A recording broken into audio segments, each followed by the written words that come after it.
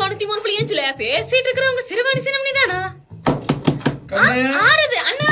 வாங்க வாங்க, நல்லா இருக்கீங்களா? நல்லா இருக்கு சாமி. அண்ணா கொஞ்சம் பிஸியா இருக்கறனால வர முடியல. என்னது இது? அட கல்யாண ப்ரொஃபைல். கண்ணால ப்ரொஃபைல். ஐயோ என்ற அண்ணி கதி. ஏற்கனவே அண்ணி கட்டி பண்ற பாடு பத்தாது இன்னொரு கல்யாணமா?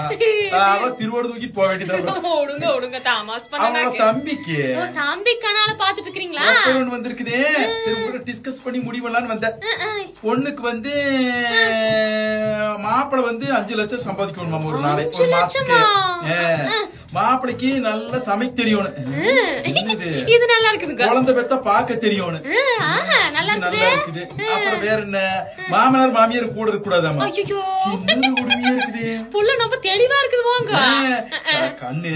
இப்படித்தான் ப்ரொஃபைல் நிறைய பசங்க சொத்து சுகம் வேணும், சம்பாத்தியம் வேணும் இருக்குதாமா. இப்ப வந்து மேட்ரிமோனி இருக்குதுல்ல. ஆமாங்க. அதாவது இந்த 90s கிட்ஸ் இருக்கிறாங்கல்ல. ஆமாங்க. பாவம் இந்த பசங்களுக்கு எல்லாம் 30 வயசுக்கு மேல ஒவ்வொரு ஏரியாவிலையும் பார்த்தா 50 பேருக்கு மேல கல்யாணமாகவும் இருக்கிறாங்க.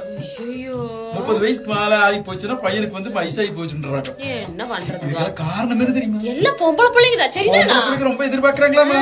அட நல்லா சம்பாத்தியமான்னு பாக்காம பையன் நல்லா குணமா இருக்கானா கேரக்டர் தான் முக்கியமா பாக்கணுங்க. அதை முதல்ல பாருங்க. என்னதான் பண்றது சாமி.